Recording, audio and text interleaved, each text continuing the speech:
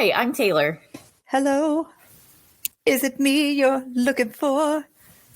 Good, because it's Whitney, and we're the Ghost Sisters. Oh my God. Do you like that? That was perfect. Yes. I thought about that all day. Is that why you wanted me to go first? Yeah, it is. 100%. Fantastic.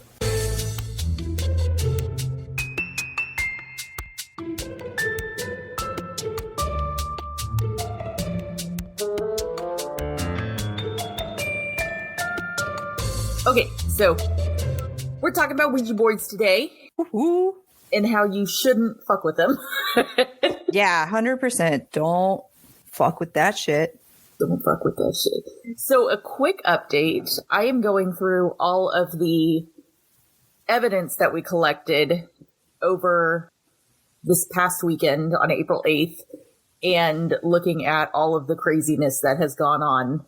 And I don't know. We'll see how it goes. I'll give an update whenever we do the little mini episode over the evidence that we collected on how that all went. But that's coming. So look forward to the mini episode. You said quick update, and I was like, what about? What's happening? What? I wasn't privy to this. Yeah, I'm glad you know what you're talking about, because I had no clue. Oh, I hardly ever know what I'm talking about. I definitely don't. I also don't know what we last talked about, so it's going really well over here. Paranormal equipment. Sounds about right. Oh, yeah. Okay. I legit forgot. Oh, my goodness. Okay. Whew. All right. Wow. But today, it's Ouija boards. Yes. And the way that we handled this was Whitney looked at some of it and I looked at some of it. So I looked at the history and the science, quote unquote, science behind the Ouija board. And Whitney looked into famous cases and all that kind of stuff. Whoa. Back that up. Not famous cases. What'd you look into? Just stories. I looked up how to play. Oh, okay. Because, of course, it's a game. And then just I found stories online that seem spooker-rooker. So there you go. So I'm going to get into this with the history of Ouija boards. And you have to start Ouija boards with spiritualism and the Fox sisters.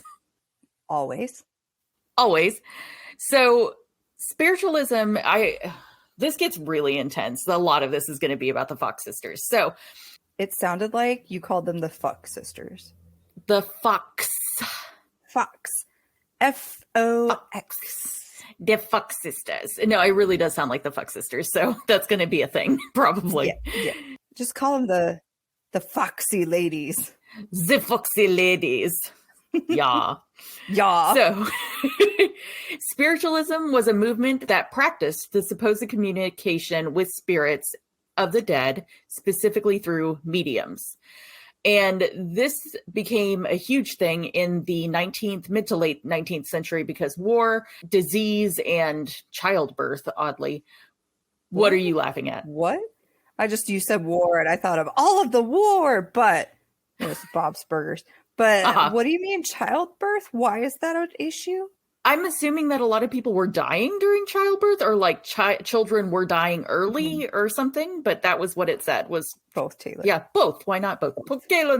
No, for reals. Back in that time, women definitely died. There was a very higher mortality rate for childbirth. Yep. Okay. So because of that, people really wanted to talk to their loved ones. There were people that were like, oh, damn, we can capitalize on this. And a group that did this were the Foxy ladies.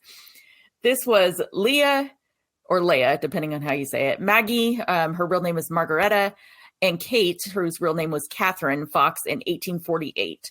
So I'm going to call Catherine and Margaretta Kate and Maggie. Kate and Maggie were 11 and 14. Leah is much older than they are. They lived with their parents in Hydesville, New York. John and Margaret were their parents' names.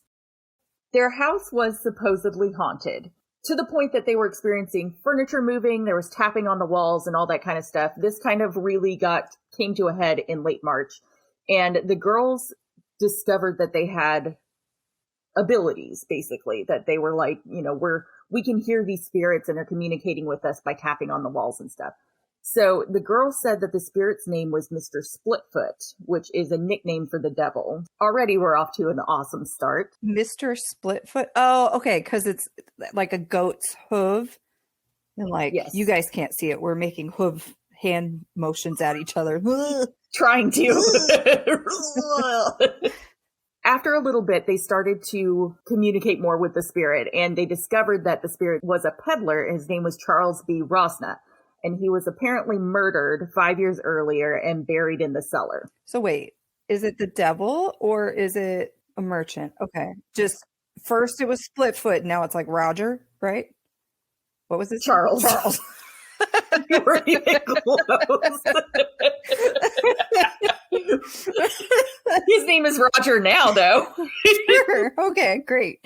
So Arthur Conan Doyle, super famous, Sir Arthur Conan Doyle, he claims that the neighbors dug up the cellar and found bone fragments. And they didn't really say, like, they never had the fragments tested. They literally just put it in a little box and now it's on display somewhere because we're in the 1800s. So wait, their neighbor dug up their house?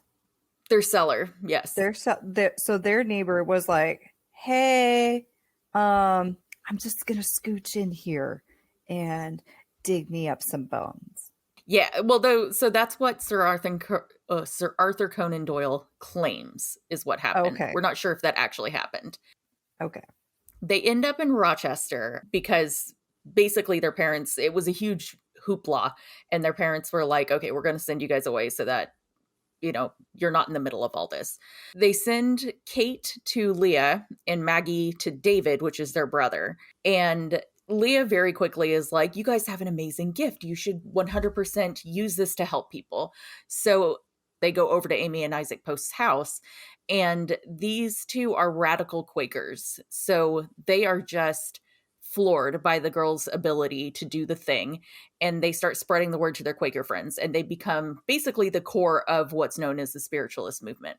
In 1849, on November 14th, the girls performed their first public seance at the Corinthian Hall in Rochester. They basically blew everybody away, and they became famous overnight, and they held tons of public seances in 1850 in New York. They also sparked a bunch of imitators who claimed that they were able to speak with the spirits too. Sure. Why not? Long story short.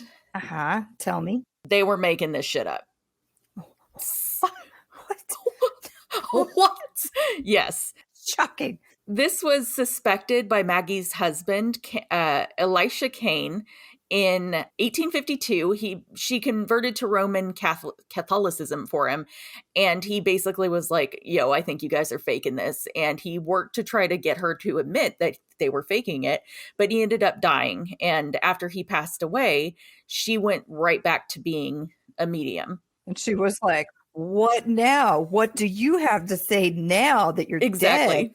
But also like, way to support your wife, I guess. I guess. I mean, granted, if my husband was like obviously frauding a bunch of people, I would call him out on it too. I'd be like, bro, True. You need to not do that. He was one person. I'm going to go year by year here for who started basically claiming that they were frauding people.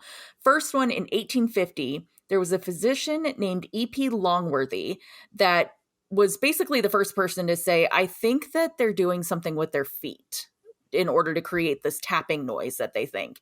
So he noted that the rapping always came from below their feet or when their dresses were in contact with the table that they're sitting at. Additionally, we have John Hearn, who was a publisher, John M. Austin, who was a reverend, and D. Potts, who was also a reverend. So John Hearn was the one that kind of publicly came out and said, yeah, I believe this too. And then John M. Austin claimed that it was the cracking of joints. And then Reverend Potts was the one that actually came forward and said, hey, look what we can do. And he demonstrated how cracking joints can be so loud that, you can hear it. Ugh. I know you don't like it when people crack things. God. I was okay at first, and then you kept talking about it, and then you talked about how loud it would be, and I was like, ugh. Yep. Okay. So in 1851, a relative of the Foxylades, Mrs. Norman Culver. Unfortunately, they didn't give women first names whenever they were referring to them in the time period, I guess. No, they don't deserve them. They don't deserve them. She admitted to assisting the girls during the seances. Basically, she would touch them whenever the wraps needed to be made. And she claimed that Kate and Maggie actually showed her how they were producing the wraps by snapping their toes and their knees and their ankles. Reverend Chauncey Burr. Chauncey? Chauncey! Sorry if any of you guys are named Chauncey, but like, it's a great name. It really is. I like that name. Yeah. He wrote that cracking toe joints loudly can be heard even in a large hall. And he basically went through and showed that you could do this. Are we going to get past the cracking soon? Unfortunately, no. Because this is the thing. This is like all they do. They just yeah, like weird cracky body people. Okay. Mm-hmm. Yeah. A series of investigators from the University of Buffalo, New York. Buffalo. I feel like that's a testament to how this night's going so far. Yeah, it's going great. Okay, let's go. Yes. Austin Flint, Charles E. Lee, and C.B. Coventry. That is a last name, man. Yeah. Now you need Chauncey Coventry. Right? I'm gonna if I ever get married and have a kid, their name is going to be Chauncey Coventry the third. Because I feel like it needs the third. You're gonna change your last name and his last name? I'm gonna marry some dude named Coventry so that we'll just give him their last name instead of my last name.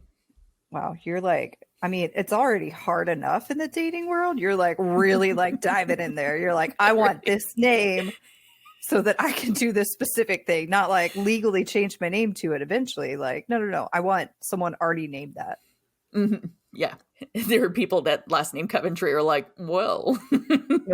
Hello. Okay. Hello. Okay, so the three of them examined the sisters, and they concluded that they were cracking their bone joints, like their toes, their knees, their ankles, and their hips. So I know. Oh, their hips too? Yeah. Okay. So their control experiment that they did was they put the sisters on the couch and put cushions under their feet, and the sisters were unable to create the noise as long as the cushions were under their feet. But the second the cushions were there, because they need a hard surface in order to crack their joints, they don't have a hard surface anymore. So, shit getting real. Okay. Mm-hmm. So in 1853, we have Charles Grafton Page in Washington, D.C., noted that the rapping sounds were coming from under the girls' dresses during a seance, and he asked for the spirits to make sounds away from their bodies. One of the girls climbed into a wardrobe, and as long as the dress was touching the side of the wardrobe, they could produce the noise, but they couldn't control it the same way as they could when they were sitting down. So he was like, yeah, that's not right. Oh, okay. I mistook what you said. I thought you meant just like they had a seance and then there was just a random girl in a wardrobe. Like they were like, nope. Yeah, we used to have 3 and now we have 2. Debbie will be back in a minute. Nope. And she just was in the wardrobe clicking away. But no, okay, yeah. I see it. Yeah. Also, no one was named Debbie. Okay. No one was named Debbie. So in 1857, the Boston Courier had a prize for $500 for anyone that could prove their mediumship in front of a committee. The Fox sisters were like, hell yeah, we're actual mediums, we'll do the thing. And the committee concluded that it was their joint and bone movements and they were not actually mediums. They continued to be investigated through the entirety of the 1870s. Both Kate and Maggie developed drinking problems during this time, and Leah and the other spiritualists became enemy number 1 because they basically started saying, you know, your husband died, Kate, and you can't raise your kids because you're drinking too much. And Kate got super pissed about it. Maggie got super pissed about it. And they basically said, oh, you're going to take that tone with me. I'm going to go and make your life a living hell. Bitch, this was your idea. Right. So screw you. Yeah. In an attempt to harm Leah, basically there was a reporter that told them, I'll give you $1,500, which is a lot of money back then, if you will publicly admit that you are doing this. And so they go on stage at the New York Academy of Music in 1888 and demonstrated for an audience of 2,000 people that they were faking it with their joint cracking. What year was it? Sorry. 1888. Why? Oh, shit. Okay. So $1,500 in 1888 is worth the same amount as $47,501 and 5 cents. And 5 cents. That's very important. That 5 cents really tips the scales. Cents. It can make or break. So I don't know. I was always curious. So yeah, that hot damn, I'd do it. There were doctors present in the audience that came out and confirmed on stage that yes, this is where the noise is coming from. So that basically ended the Fox lady's career. The sounds that were being reported whenever they were younger were actually an apple tied to a string, which they would bump on the floor so that it made that tapping sound and the bump noises in the night and stuff. And because they were so young, their mom never anticipated that they could be faking it. What? That would be like the first thing that I would anticipate. I would be like, you guys are fucking with me. Exactly. You're just straight up fucking with me. And they would be like, no, mom. Ha ha ha. And you'd be like, where'd that apple go? Like, where'd that apple go? Where that apple, like, bitches? Like you would, I feel like maybe it's just, I'm not a mother yet. So maybe I don't have that thought. But my instant thought would be like, you guys are faking. Maybe mom can weigh in on that. Like, mom needs to tell us if she would immediately suspect us. Do you think that we're little shits and we would make this shit up? Let me know. Let me know. Yes. Basically, the Fox sisters paved the way for spiritualist movement everything. They were the first in the quote unquote attempt to talk to spirits, but they got everybody super curious about talking to spirits. So this led to the Ouija board, and basically talking boards is what they're called. But we actually have precursors to the Ouija board all the way back to China, ancient China, in 1100 AD during the Song Dynasty. It was considered a form of automatic writing, and it's known as Fuji or planchette writing. This was used as a form of necromancy and communication or communion with the spirit world, and there were always special rituals and supervision required for these. This was a practice of the Chengjian school. I looked it up, how to say that. Wow. I know. But whenever I saw it and heard how it was pronounced, I was like, no, that can't be right. And then I was like, because I went to howdoyoupronounce.com or something like that. That's almost like the isitchristmas.com. Yeah, exactly. So yes, apparently that's Zhengzhen school. And then whenever we get to the Qing dynasty, it was forbidden. The talking board is basically what we think of when we think of Ouija boards. It's a series of letters and numbers and maybe some small words. And then there's a cursor that will actually point to the word when the spirit wants to talk. This became a huge thing in the US as spiritualism continued to do its thing. It basically created a opportunity for people that wanted to capitalize on it. And one of these people was Charles Kennard in 1890 in Baltimore, Maryland. He did not give a shit about spiritualism. He was just like, I can make bread on this. So let's make that dough. Let's make that dough. He teamed up with a coffin maker undertaker named E.C. Reich, or Reishi, I'm not sure. It looks like Reich, to produce the boards. But then whenever he decided he wanted to make it further and actually start gathering investors, he started taking all the credit for himself. So E.C. Reich kind of went under the table with it. And unfortunately, there's not a lot of information on E.C. Reich. So it sounds like he just kind of went into obscurity after this. Kennard had a really hard time getting funding or investors. Which funders is an appropriate word for funding/investors? That is true. Funders. Yes. It's just the way that I said it, I was like, what? Incorrect. Eventually, they landed on Elijah Bond, who was an attorney. And together, they created the Kennard Novelty Company in 1890. And they had a series of other investors in it, but they weren't necessarily mentioned to the extreme. They named the board Ouija after they asked the board to name itself. They claim that this was an Egyptian word for good luck, and an ancient Egyptian word for good luck. And I went through a whole ancient Egyptian phase, because who doesn't? Okay, Whitney doesn't. Whenever I was younger. And I can tell you right now, the symbol for good luck is the Ankh. I looked into this quite a bit more, and there is no evidence that this is true. They've not found anything that means good luck tied with the word Ouija. It's just not a thing. The other thing that it could be is a combo of the words for yes in French and German, which is we and ja. So Ouija, but it's pronounced Ouija board.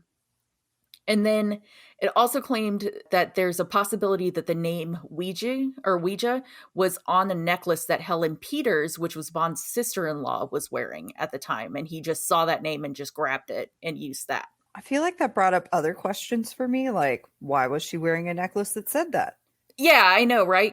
What was the significance for her for that word? But that's a whole different segue that we don't need to go down. Yeah. I'll just sit over here. It's fine. It's good. I'm sure that if anybody's curious and wants to look into it and satisfy Whitney's questions, please do so. Yeah, I'm curious. William Fuld got involved with this after basically it became such a big deal and it became such a large company that he was asked to come on as an investor. He took over the board production in 1901 and kicked Kennard and Bond out of the company. He was basically like, thank you for setting the groundwork. Goodbye. Oh, damn. I know. He died mysteriously in 1927 after falling from a roof of a factory that the Ouija board told him to build. Well, I mean, you also got kicked out of your own company, so it's legit. I mean, yeah, you David Lee Roth me. So, so that's basically the history of the Ouija board, all the way up to, of course, it's used in pop culture and all that kind of stuff today. You can, see Ouija boards all over the place. You can still buy them from Hasbro. So scientists. I'm going to start with the scientific aspect of this. Basically, everybody's saying, this is a complete hoax and there's nothing actually happening here. Uh-huh. Scientists think that this is actually the movement of the planchette on the board is due to what's known as an ideomotor response. Get out of my research. Oh, sorry. I mean, you've got more than I do. I know for sure. Okay, well, continue on with your stuff and I'll come in if there's anything else. Okay. So these are small unconscious movements that you perform just normally. It's little things like your fingers twitching and that kind of thing that you really can't control them. Michael Faraday, back in 1853, agreed that this phenomenon was what was causing what's known as table turning. This is a phenomenon where everybody puts their hands on the table and the table itself would begin to tilt or rotate whenever a certain letter was said by the person around the table. There are actually videos of the table turning method. They still use it today where people, the table itself is actually moving and people's hands are coming off of the table. Sometimes all four people's hands are coming off the table all at once and the thing is still violently spinning.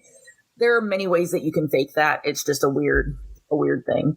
Huh. They did a test in a laboratory with 40 college students that basically concluded that the subjects were moving the planchette involuntarily, and the combined involuntary movements of the planchette caused it to move one way or the other. In 2003, a professor of neurology, Terrence Hines, said that it's basically called automatism. The planchette is guided, I'm quoting here, planchette is guided by unconscious muscular exertions like those responsible for table movement. Nonetheless, in both cases, the illusion that the object, the table or the planchette, is moving on its own control is often extremely powerful and sufficient to convince many people that a spirit is truly at work. The unconscious muscle movements responsible for the moving tables and the Ouija board phenomenon seen at seances are examples of a class of phenomenon due to what psychologists call a dissociative state. A dissociative state is one in which consciousness is somehow divided or cut off from some aspects of the individual's normal cognitive, motor, or sensory functions. So I have, just to touch on that, because I have similar information. So I don't know if this helps or hurts your research, but from what I found, there was a psychologist, William B. Carpenter, in 1852. He was able to distinguish that there's a particular category of unconscious muscular activity that's considered the ideomotor action. So normally there's the volition, which is when you think about doing something. So like grabbing a glass of water. You know what it feels like to grab that glass of water. Your brain signals your hand to go grab that glass of water and put that into motion. So that's the volition. So Carpenter realized that there was actually points in time whenever your muscles move without that volition, and they can move independently without you wanting to or without you expressing to yourself, hey, I want you to do this. So that led into the ideomotor action. So an example is you salivating whenever you think of your favorite meal. So you didn't say, hey, I want you to start salivating. You thought, oh my God, I fucking love steak. And so you started salivating.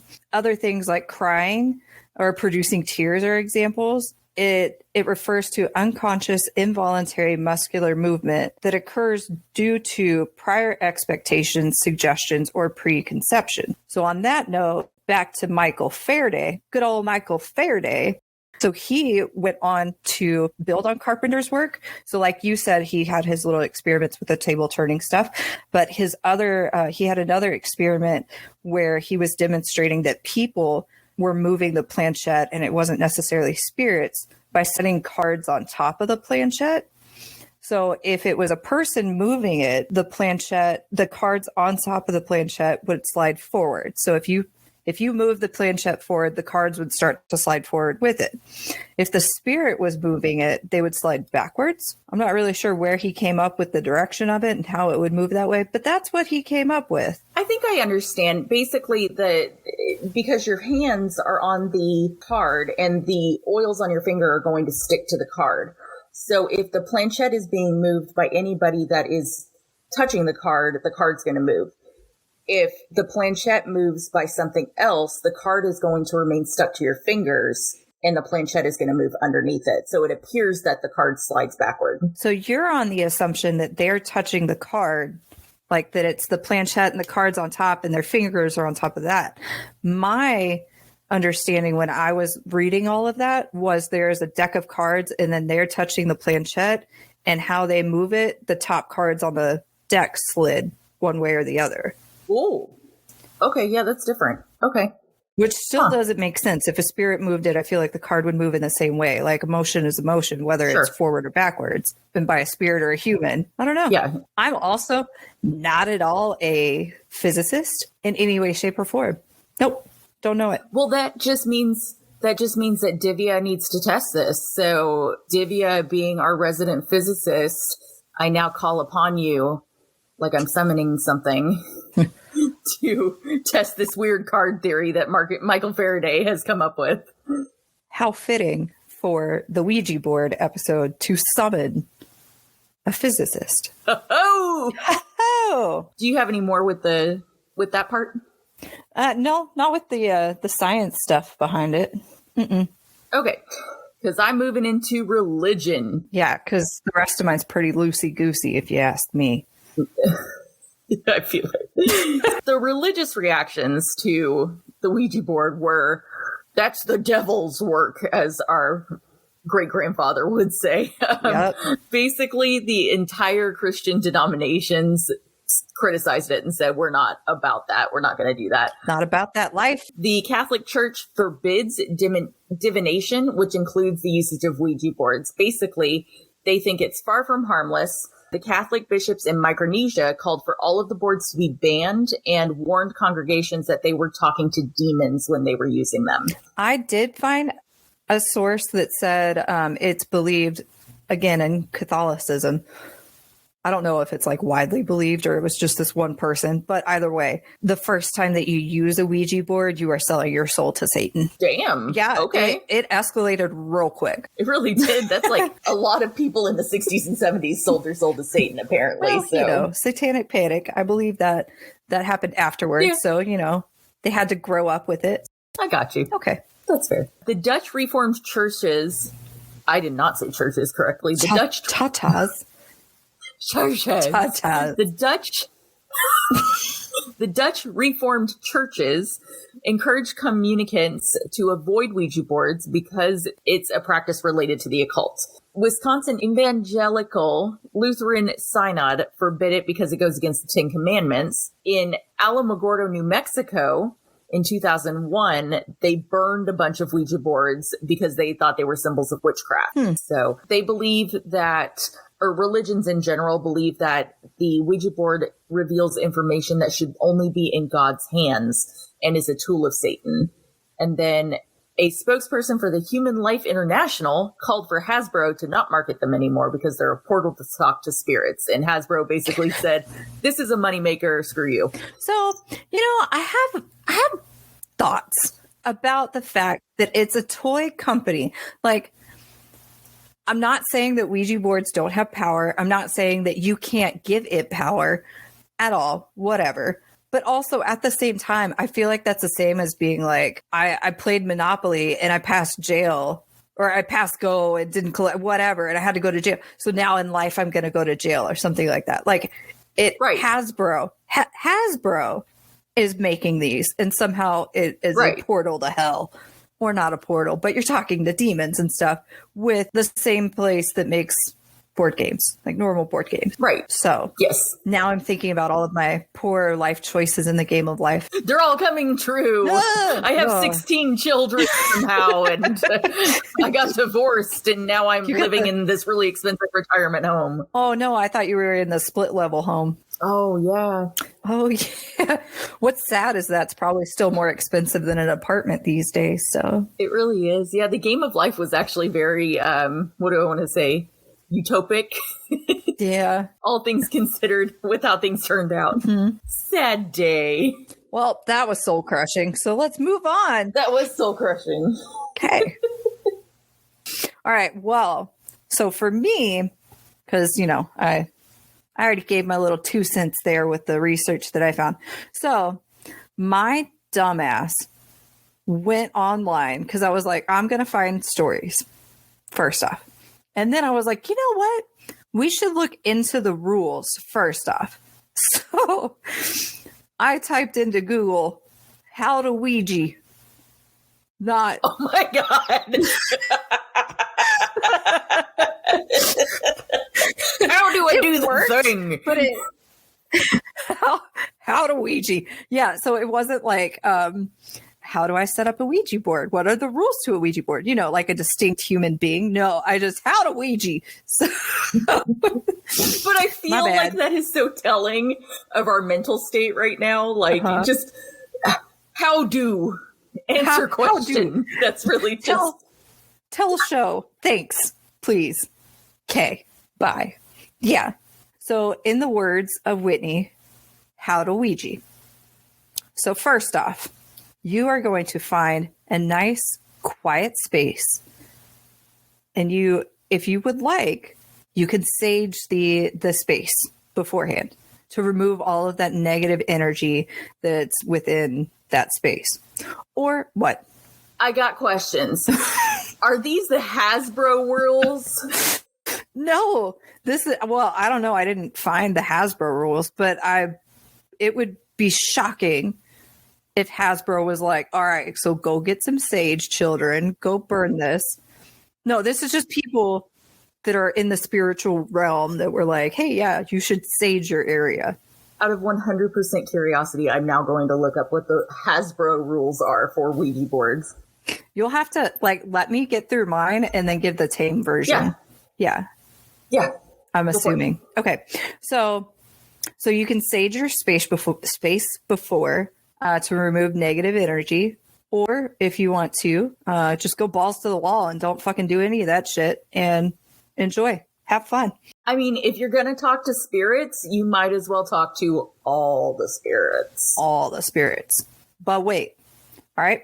So you want to be in a spot where you are comfortable and you are relaxed because you don't want to be stressed because that'll bring in certain energy. So if you're calm and you're relaxed, you should be getting nice, wonderful, beautiful things. But with that, you should probably play in the dark and just have some candles lit. Apparently that's a thing. I mean, you can play in the light, but I don't know if it works in the light. Just kidding. It's a board game by Hasbro, so it'll be fine. Hasbro, sponsor us. Okay. I know that I'm super duper relaxed whenever I am in the dark and with candles and like all of the shadows are flickering on the walls and I'm trying to talk to a ghost. I'm totes relaxed. I mean, if it's like eucalyptus spearmint, you should be. You should be fine. Ah, eucalyptus spearmint. The scent of our time. Yes. So it's going to be you and at least one other person that's going to play. Yes, I know. I skipped right over your set thing. Okay. What you both are going to do, you are going to very lightly hold the planchette on the board. You are going to ask a question to conjure a spirit, but you're going to stay calm and you're going to stay relaxed. Now, before you actually, what you might want to do is have just one person be the medium. That way, they know who they're talking to. They're not getting asked left and right what's going on. You just have the one person to communicate to the spirits. If there's more than two of you, you might have someone that's designated to go on ahead and write down like what the spirits are saying, because it spells everything out. It's a fun little decoding game. If you saged before and you're like, fuck that shit, and you want to keep your sage going, go for it. You can also burn incense.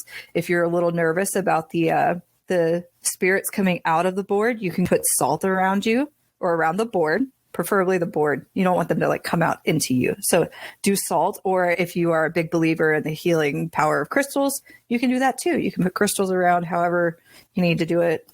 Yeah. Can we talk about how nasty burning sage smells? Yeah, you should burn some different kinds of herbs. But yes, burning sage smells terrible. If you haven't like smudged your home or something like that, 100% just go to your local crystal store, or like, I don't know if Earthbound does it still, but Oh my God, Earthbound. grab a bundle of sage and light it on fire and then have a terrible time. I like how you just bypass my whole like drug reference. Anyways, okay. There was a drug reference? Okay. So you want to stay sober. So don't drink and summon. Not a good idea. You want to be, sound of mind. So don't get high, don't do drugs, don't pet any burning dogs, don't take any wooden nickels, okay? Everything's great. Mm-hmm. Yeah. So remember that whenever you're playing, that's right, still a game. When you're playing, you are in control of the session. Do not let the spirits take over. So if things start getting wonky, you say, nope, we're not doing that shit, and you end it. Okay? Not today, spirits. Not today. So when you end it, you want to make sure that you end it correctly, which everything I read just said you just say goodbye. But no, that's what I've read, is that you're supposed to just say, I am terminating the session and closing the door between realms. And then you say goodbye and move the planchette to goodbye. See, I didn't really find anything about like terminating the session. It just said, always move it to goodbye. Even if you never got anything in your session, you still want to put it to goodbye. Others have said you can take the planchette and you can flip it over so that it won't move. That way they know that it's over. We're done. We're done talking. It's basically like hanging up with the spirit. Like, no, fuck you. Click. Okay. You get mad at the spirit, slam it down. Click. You can also sage the board. Again, sage, very, very powerful. So you can sage the board after. You can also sage your place. So your room, your house, the barn. I don't know where you are. Whatever you want to do. The barn. The barn. Oh my God. That is horrific. Like doing a freaking Ouija board session in a barn, like, ooh, that gives me heaves. Ooh. So now I did find you want to say something along the lines of like, all lingering spirits must leave this place, or lingering spirits are not welcome here, or, something. So you can say your whole little, I'm terminating this and whatnot. But I also read that you should be very polite to the ghosts. So if you're in the middle of like doing your session and stuff, don't be rude. Don't be an asshole. So probably if it was me, I would have to like super check my language, because I'm sure like the cussing is probably not the greatest. We both would. 100% we both would. Yeah. But that's also like, I feel like that's just life right there. Just don't be a dick in general. Yeah. It'll get you a lot farther. Yeah, it's true. Just, kill them with kindness. They're already dead. All right. Oh. Woo! Okay. So some things that you do not want to do while you are in session. Do not ask them to predict your death or when you may die, because there's a high possibility that it could cause you to die. So don't do that. Bad idea. Yeah, bad idea. I would prefer never to know when I'm going to die. I would also prefer never to die. No, I still haven't come to terms with my own mortality yet, so. Living forever would be terrible. Like, you watch everyone around you die. Well, sure. All right. I was like, I don't have anything else to say to that. End of anecdote. Okay. Another thing that you don't want to do is ask for physical signs about them. Like, knock twice if you're here or whatever.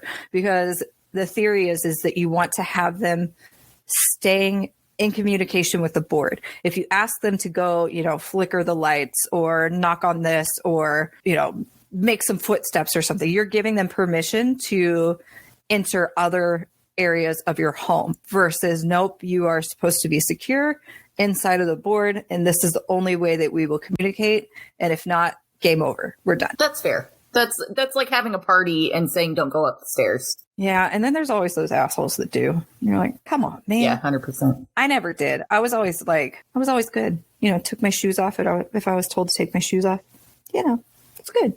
I wasn't at those parties because I was probably hanging out with my band friends and being antisocial otherwise. Oh my God. Even in college. Especially in college. Okay. So back to you, Taylor. You had mentioned something about like other spirits, there being too many spirits. So you don't want to play it in a graveyard. Okay. I mean, I don't want to play it, period, let alone play it in a graveyard. Like that's horrific. That's just inviting bad juju. Yeah. So it's not just bad juju, but it's the fact that there would just be way too many spirits. Because chances are you're trying to just like talk to one person. It would be like, oh man, this is sad. So the olden days, whenever you had multiple lines in your house, and so you would like pick up and you're trying to talk to someone, and then the other person, you're like, who's breathing on my line? So it would be the same thing, but spirit world. So you don't play in the graveyard. Good to know. Good to know. Yeah. Also, so another no is never throw it away. I never saw anything about throwing it away, like what happens if you throw it away. But it said, if you want to get rid of it, you need to burn it. So with anything, apparently, you just set it on fire. So I've actually heard that setting things on fire is actually not the route to go because it releases that energy that's stored up in the object out into the universe for it to roam free. I don't know. Unless this was written by the spirits who not made the Ouija boards, but the spirits that communicate through the Ouija boards, they just want you to set it on fire. Did a demon write this? Maybe, because it also says never play alone. So safety in numbers, my friends. If you play alone, you can get sucked into the spirit realm. My thought is if you play alone, the demon has less people to choose from for who he wants to possess. You're not wrong. So on that note, you should never ask to speak to Satan or ask if he's the one that you're speaking to. First off, it's Satine. And second off, don't fucking do that. I mean, do you really think that Satan, like the Lord of all terrible, he took the time out of his day to come specifically talk to you? But you are super important. Obviously, you have to do it at night too. No one's playing this at like noon. So it's like the most chill. That's like people that do that while they just had an edible. They're like, we're gonna do this and then do Ouija board. Like, yeah, but you should be sober. So they're already starting off on a bad foot. Don't get high. Not don't get high ever. Just don't get high and then do Ouija board. If the planchette ever leaves the board, you are supposed to flip it upside down immediately to clear you of any danger. I'm not really sure in what instance it means if it leaves the board, like if you slide it off the board, if the spirit slides it off the board, if you're in danger of it sliding into your face. I don't know, but that's one of the rules. I would imagine that it has something to do with like the leaving the board may be a form of ending the session incorrectly. And yeah, so you're working to try to rectify that as quick as possible. The longer that you keep the quote unquote door open, the more spirits can come through. So the faster you do it, the less can get through. Maybe it's possible. The last no that I have is when you're done, you should never just leave it out. Like, don't leave it out. You want to completely put it away and close it up, apparently in the pit of hell where you found it. In the pit of hell where you found it. Normally a closet or something, but yeah, you're supposed to just, nope, and close it up. I saw something that was like, yeah, if you want to display it as decor, and I was like, who the fuck is doing that shit? But I mean, go for it. If that's your deal, go for it. But if you do that, do not put the planchette on top of the board wherever you're storing it. It should always be off to the side. If you keep it on there, it's going to keep the communication open, even if you closed it. Right. So I'd like to point out that Albuquerque, the last time that I flew into New Mexico, and granted, this was years ago, this was probably 2015 or something like that. It's been a long time. Flew into New Mexico, and the second that I get off the plane, Albuquerque Airport has an exhibit on Ouija boards, and they're just everywhere. There's a whole display, probably a good 60 to 70 Ouija boards, ranging from like super old with the planchettes on top of them to brand new with planchettes on top of them. So Albuquerque Airport was doing it wrong. Ooh. Yeah. So that's what I have for the rules. Right? That was it. Yeah, that's what I've got for the rules. So it's a lot of no-nos, but Taylor, you've got the official Hasbro rules? Yes. Yes, I do. So, I found the Hasbro rules. Apparently Ouija, or it is pronounced Ouija, because they specify that. Ouija for me. Sorry. Yeah, it's always going to be Ouija. So basically, you assemble the planchette, and that's all there is to it. The setup is, if desired, set the mood by dimming the lights or turning them off. Okay. You look like you wanted to say something. Well, I was thinking, you could set the mood and have a couple of spirits for the spirits. Oh my gosh. All right. Anyways. Before using the Ouija board, wipe it with a dry cloth to remove dust and moisture. Sit opposite another player or gather around the board if more than two are playing. Set the Ouija board either on the player's laps or on a small table between and within reach of the players. First off, I ain't setting that shit on my lap. So it's interesting because I saw something about that too that said never to set it on a table. Don't know why, but that you should have it on your lap. What? I wonder. I bet it has something to do with it can, your energy is moving into the board, which might facilitate. But my fingers are on the planchette. I don't know. I don't know. My energy is already everywhere, so I'm not putting that shit on my lap. That's not going to happen. Fair. Okay. Additional players are encouraged to look on and take note of the Ouija board's responses. Okay. Set the planchette in the center of the Ouija board. Place 2 fingers lightly on the planchette. The final setup instruction is now concentrate. Ominous. On what it does not say. It doesn't even go into what kind of questions or something. So it has the setup, and then right under that it says, "What do I do now?" Because it left it very vague. These are in the official instructions. I will put these on the Instagram because this is Excellent. Ridiculous. Hasbro, you should sponsor us. So players take turns asking questions, and all should agree to the question being asked. So I guess you need to have a list of questions. You have to confer beforehand.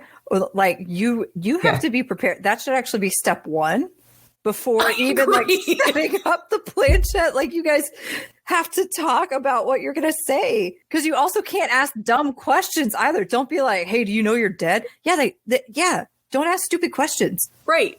I mean, it's not like we're setting up an IKEA table here. It's not like we can just go back to the first step. Yeah, if we need to set everything up ahead of time. Yes. So it says, ask only one question at a time. Ask your questions slowly and clearly, and wait to see what the planchette spells out for you. If nothing happens, try asking another question. Sorry, I just thought of people rapid fire questions and the planchette because it doesn't. Okay. So here it says allow 1 to 5 minutes for an answer to come. That's an insane amount of time to sit there and wait. Like, I feel like if it's not moving within like a good 20, 30, either the ghost is really thinking about it or like doesn't have an answer or isn't there. Right. Yeah. So that's literally all that's in here. It is the Ouija board, what it is, the assembly, basically just putting the little glide feed on the planchette, how to make it work, basically how to make the planchette glow in the dark, the 1, 2, 3, 4, 5, 6, 7, 8 setup steps, and then one note about what to do after you've set up the board. That's all the instructions are. Alrighty. Nothing about closing it or anything. They're just like, have fun, kids. Yeah, 100%. Right. Cool. This is why people got possessed. All right. Cool. Okay. Sorry, I have to unplug my life over here. All right. Not really. We are not going to. It always reminds me of the joke that I heard from one of my students that it was the life support joke. She's shaking her head like, do not tell that joke. I mean, I guess you can. Yeah. Okay. Do whatever you want. So for context, I'm a college professor, and on every final that I give, the very last question, it's a series of extra credit questions, where students can give me what did you like about the class? What needs improvement? And then the final question is make me laugh. And I told my students the last semester I taught, that I enjoy dark humor. So please, feel free to do dark humor. And one of my students gave me this joke. It was, I went to go visit my grandfather in the hospital, and I was messing around on my phone, and my grandfather turned to me and said, your generation is too dependent on technology. You should learn to live without it. And I turned to him and said, no, Grandpa, your generation is too dependent on technology. And I unplugged his life support. So terrible. The second I saw that, I was like, oh, and I had to run out. I ran out to the main office and was like, you guys, you have to hear this. So yeah, getting the jokes at the end of the final is my favorite part. So anyway, continue with your story. So, I mean, if you like that, did I tell you about last Halloween that I used a pumpkin to summon ghosts? It was a Ouija board. God damn it. That was a good one. I like that one. That was good. Thanks. Okay. Not originally mine, but that's still pretty great. Yeah, it was good. Okay. So we're going to get into it. Okay. So we're going to start off with March 7th, 2023 in Galeras, Colombia. Sorry, I was not as fancy as Taylor going to howtopronouncethis.com. Anyways, Galeras, Colombia, 28 teenage girls were sent to the hospital after seemingly extreme anxiety attacks and fainting spells. The parents believe that the reason that this happened is because they were using a Ouija board at the school. A former NYPD officer, Chris DeFlorio, is now an exorcist, believes that there's actually something supernatural going on that's targeting, the face. Okay. I really want to know what led him from police officer to exorcist. So I didn't go too far down that rabbit hole, but from what I read, he was, NYPD officer. And while he was in that, he also did perform exorcisms. Oh, okay. And as one often does.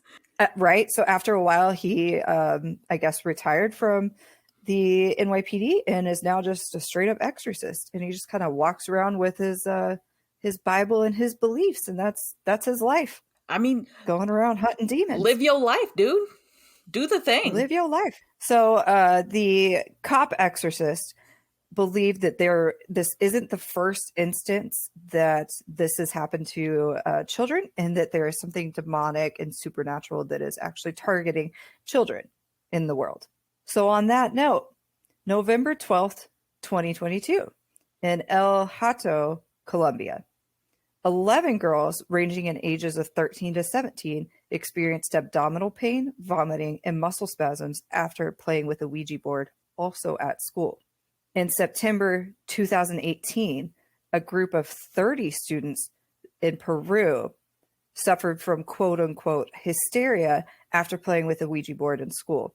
The daughter of one of the teachers brought a black magic book and a Ouija board to the school. Apparently, there was video taken. I did not watch the video, but there's video taken of stuff happening. And there's one girl that is being held down while convulsing and yelling, "It's all your fault." And the other students were holding her down. And then some of the other, 30 students were also seen to be incapacitated or convulsing on the floor. Well, that's horrific. That is horrific. So in that same note, there is a teacher in Milwaukee that was actually put on administrative leave in March of 2017 for allowing the students in her class, they were all around the age of 5, to use a Ouija board in school. But she said that it had been in the classroom since Halloween and was just used as a prop for a scary story. The mother said that her child had since had nightmares and was afraid of everything. And she was the one that contacted the school and was like, "I want her fired." So I didn't see anything after that if she actually got fired, but she was put on administrative leave. Okay, I've got some thoughts about that. So, I first, whenever you were like, yeah, Milwaukee, I was like, well, it's a Ouija board. But then you said 5-year-olds, and I was like, nothing about that's okay. But if there's okay, so I really hope that this teacher did not get fired, because if it's legitimately, it was just being used as a prop in the classroom and there wasn't actually any kind of activity with it, then fine. So from my understanding, it sounds like it was in the classroom starting at Halloween. Mm-hmm. And then in March is whenever they actually did something with it, but it was in relation to a story that what they were talking about, or she was telling them that day. So it's not necessarily that she was like, "All right, kids, let's play with the Ouija board." It was just, we're telling a spooky story and we have a spooky thing. Right. From what I understand. Okay, that's interesting. So it also, if it was on display in the classroom, like you were saying earlier, that you should never leave the Ouija board out or with the planchette on top of it or something like that, then maybe, if that is true and that's a thing, then legit something could have happened. But yeah. But also 5-year-olds are, not that you should never trust what a 5-year-old is saying, because legitimately they are probably going to be truthful about what they're experiencing, but also they're 5. And the Fox sisters, yeah, they suck. So, they were 11 and 14 when that happened. Oh, okay. Then they really suck. So 5-year-olds trust them, but teenagers don't, because they're angsty. Yeah. So anyway, so that was what I found as far as stuff that's been happening around the world and in the news. It seems like a lot of mass hysteria, quote unquote. That's just kind of what people have termed it as, is hysteria. It could be that something happened from the Ouija board. It could also be that, I don't know, they took a little too much something. I don't know. Who knows? Yeah. It didn't say anything about drugs, and I'm not accusing anyone of drugs or drinking or anything like that. I'm just saying, we don't know. We weren't there. Shit happens. And I know it's almost like a psychosomatic effect where the mere suggestion of, something happening and somebody being affected by it can make you feel like you're being affected by it. So I could see that. Right. So I don't know. Still interesting that it's not just one incident recently in 2023, but that it spanned back several years. Yeah, I was really surprised when you said 2022. I was like, oh, damn. Oh, damn.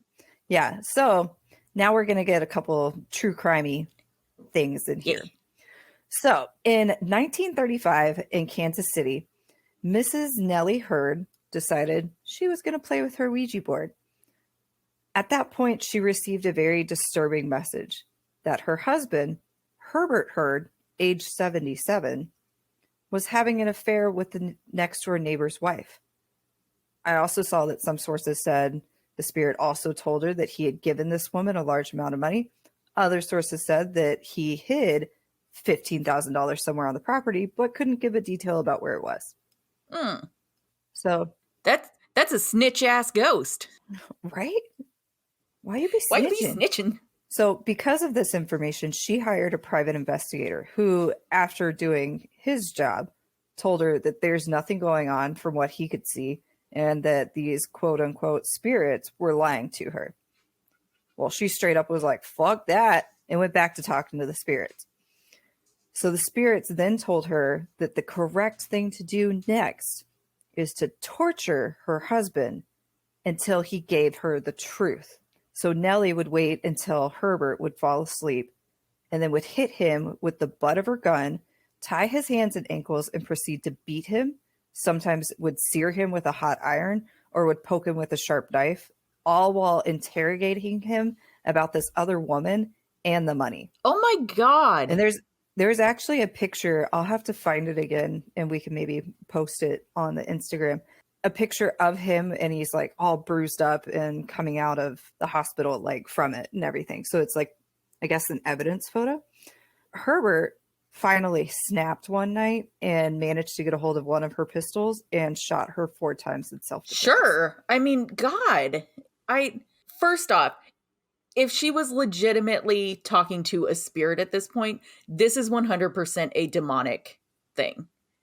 Oh yeah. So she straight up, I mean, I'm not gonna throw stones or anything, but I'm just assuming there's already something wrong in that relationship if she's gonna believe essentially a child's toy, if you look at it for what it is, over her husband and a private investigator. So, but the spirits told her that either she was possessed or just infatuated with the spirits that she had to go that way, but definitely influenced or oppressed or something. I found a lot of stories that were the Ouija board told me to kill my father, or the Ouija board told me I needed to go. Oh, there was one story, and I don't have all the details, but the story was that there were 2 couples and they were in need of money. And so they asked, the Ouija board, what shall we do? And it said to basically hijack someone's vehicle and kill them and take their car and rob them. So they did. Again, I didn't get all the details because I don't remember it all. I didn't write it down, but that was one of the stories that I read. And there's so many others that are like that, where they're like, the Ouija board told me to do it. Well, if the Ouija board told you to jump off a bridge, would you? Yes, you would. Oh my God. Yes. That's insane. It's amazing what people will believe. Yeah, I agree. So this one, I'm going to give a shout out to Luminol podcast, or you could read this whole thing. I mean, I obviously didn't take word for word all of his details or anything because he did like awesome research. But luminolpod.com. So definitely check it out because it's interesting. February 10th of 1993, Harry Fuller, age 45, and his new wife, they were only married 6 months at this point, Nicola Fuller, age 27, they were both shot inside of their home. Harry was shot 1 time in the back and he was downstairs in the utility room. Nicola was shot 4 times, 3 of which were on the stairs and 1 was in the bedroom. Nicola had enough time to call the police. However, after the person... Dispatcher? Yes. My brain just was like... Bleh. So after the dispatcher heard only screams, a gunshot, and shuffling, thought that it was probably just a child playing with the phone. Are you kidding me? And didn't do that anything. That is dispatcher 911. You hear that shit and you send somebody. Like, good Lord. So this was overseas. This case. Okay. I mean, it's still the same process, I would assume. They call 999 instead of 911 and someone answers and goes, hello, let me help you. And instead this person just decided that probably everything was fine and it was just a child playing. Did they do it with that accent? Hello, how can I help you? Let me help you. My God, I hope that dispatcher was fired because damn. There was an investigation into it, but I didn't see any further information about what happened to that dispatcher. So the couple was found 10 hours after they were murdered. For some reason, Harry was, I guess, living his best damn life and decided that he was going to start recording all of his phone calls. Because that is what somebody who's living their best damn life does. 100%. Exactly. He received a call the night before from a man named Steven. That's all they referred to him as. Why are you laughing? Steve. Steve. Okay. Which in my notes, I actually typed it out as Stevel instead of Steven. Just, anyways. So he was referred as Steven in the phone call, and that's like by both the caller and by Harry. So the recording was later released to the public by the police to determine if anyone knew the voice. And a man named Stephen Young eventually came forward stating that it was him on the call. The police were able to eventually collect enough evidence to actually arrest Steve with the murders of the couple. Damn. So at the trial, Stephen Young was found guilty of double homicide. If you want all of the details, again, go check out the website or the podcast that I told you guys about. He actually appealed the conviction because, get ready, Taylor. So he appealed the conviction after he found out that a group of the jury members of his trial used a Ouija board in the hotel room to speak to the spirits to help with a verdict. Oh my God. So they, using an upside down wine glass as the planchette. So I found a couple sources that said they made their own, and then another one that said one of them brought a board and then used an upside down wine glass. So whatever. Either way, they used a Ouija board to talk with the spirits, and they believed it to be Harry and Nicola, both of them. So they asked the spirits, who killed you? And the spirits replied, Stephen Young did it, and vote guilty tomorrow. They did ask the spirits, how? And they responded with, shocked. So obviously, as you can assume, this is like a high misconduct of jurors. Yeah. So Stephen Young was granted his appeal. His second trial, though, did lead to him being convicted of double homicide and serving 2 life sentences. Well, I mean, okay.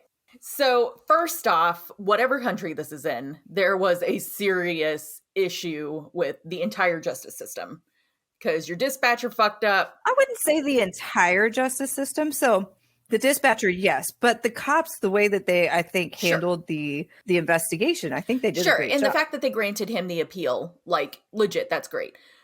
The dispatcher and the jurors, like, what the actual fuck? Oh my God. Okay. So I feel very, like, I am more upset about that than I feel I should be. But yeah, it is what it is that they granted him the appeal. He was still found guilty. That is what it is. And he'll serve his time and it'll be what it is. But it would never occur to me as a juror on an investigation. And every time I say juror, I think of rural juror. The Roger. I don't know. I don't even have words for that. Like, yeah, that one's the Ouija.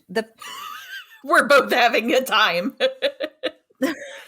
Because for me, like I said, I do believe that the police work in the case was solid. I mean, they had enough to, arrest and convict him and everything. It's just these fucking assholes that were like, well, let's get a Ouija board. That fucked everything up. I mean, in the end, they did not because, again, they had enough evidence and obviously were able to show that he was guilty again. So it was okay. But also, fuck you guys. Don't do just that do what you're told to do. So, goodness.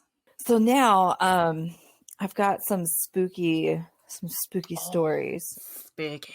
But did you know that I use my Ouija board as a chopping block? It's so I can make soul food.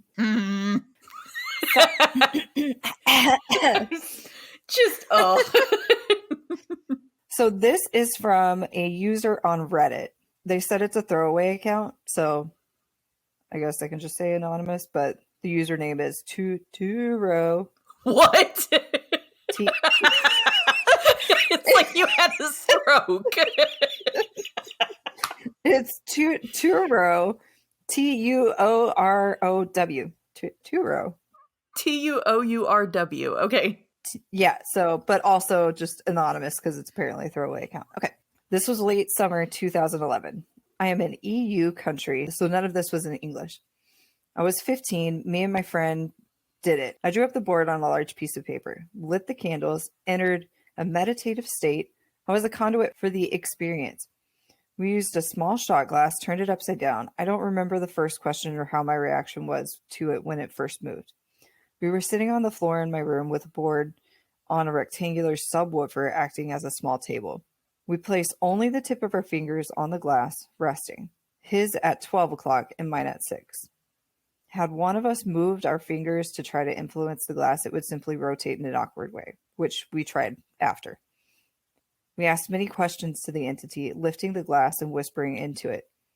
Okay, so this makes total sense. I was actually talking to June about this a couple days ago, and she said that the Thai version of this is that you put a glass upside down on top of the board, and the spirit is inside the glass, and the spirit pushes against the glass to move the glass around the board. So it makes sense that they would pick it up and talk into it and then put it back down. Okay. Alrighty. So, whispering into it, is there someone that wants to communicate with us? Then placing it down again on our designated start circle. The glass moved to yes. We asked for a name, and so followed a series of questions and answers.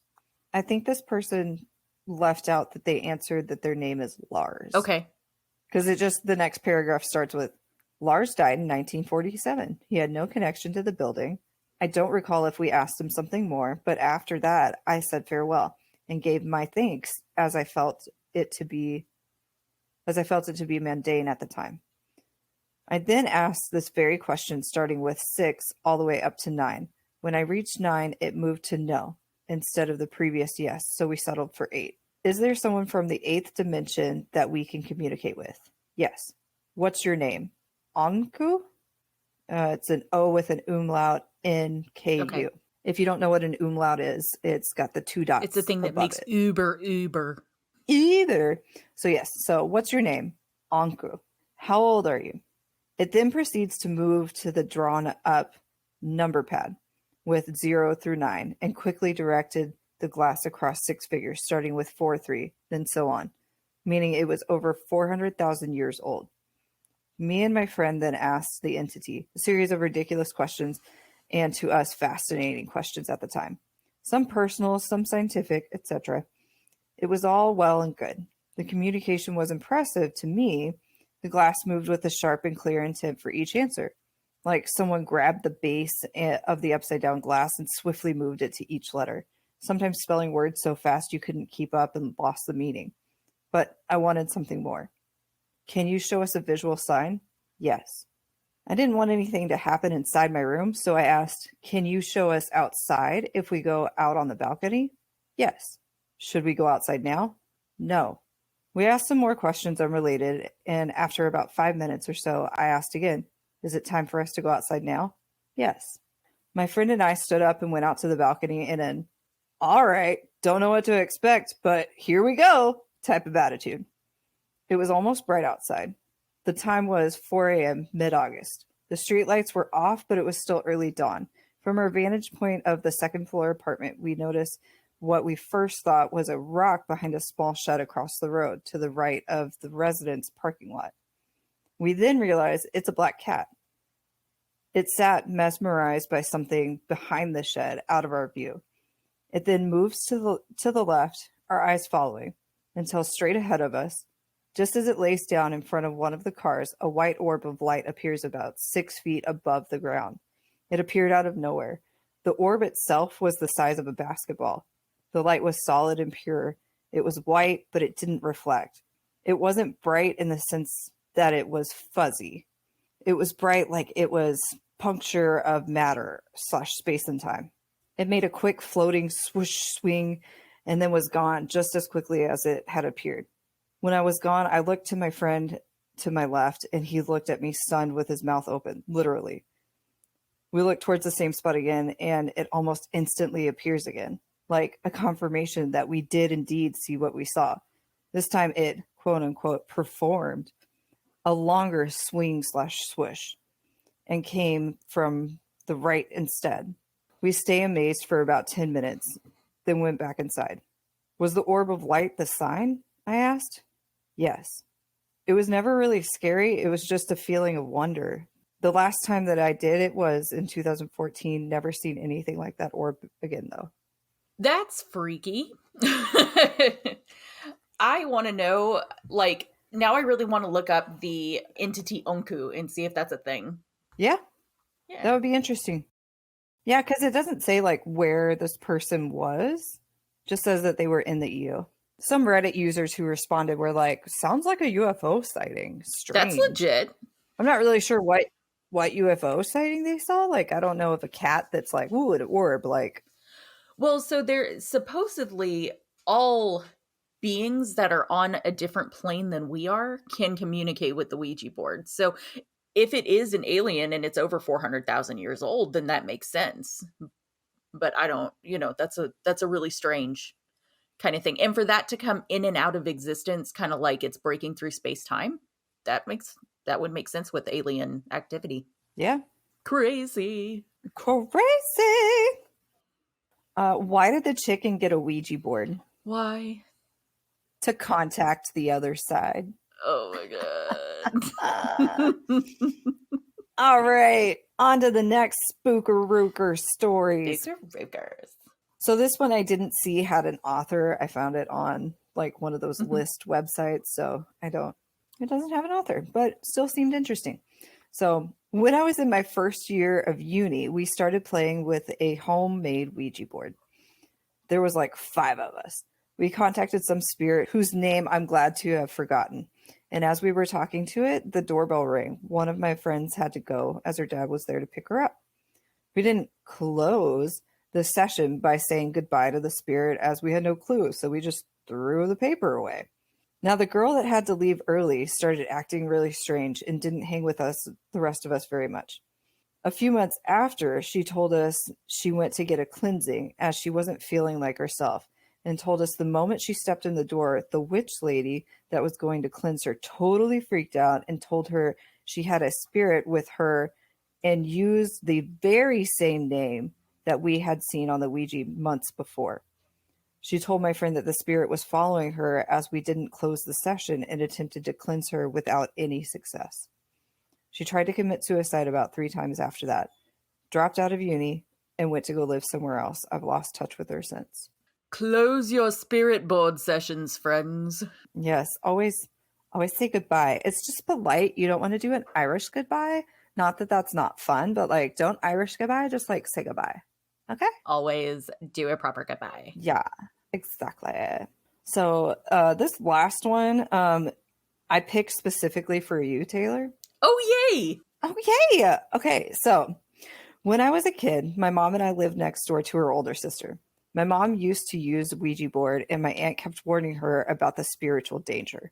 Eventually, my mother threw out the Ouija board in the trash, and the next day, it showed up in the backyard. So she threw it back in the trash, but then it showed up again. She threw it out again, and it showed up again. Finally, she threw it in a dumpster behind a supermarket near our house, and it was never seen again. Years later, my aunt admitted she bought multiple Ouija boards at the store and threw them over our fence to freak out my mother. I fucking love that. That is 1,000% shit I would do to you. I love it.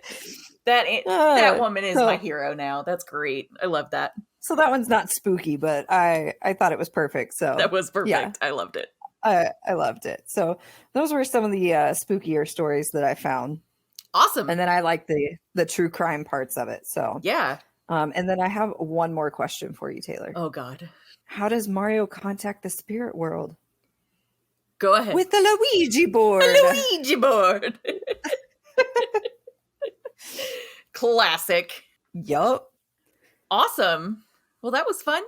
Yeah. So I was going to say we'll do this again soon, but I think we've covered all the Ouija board stuff. So we'll do something else again soon. Unless Stay tuned.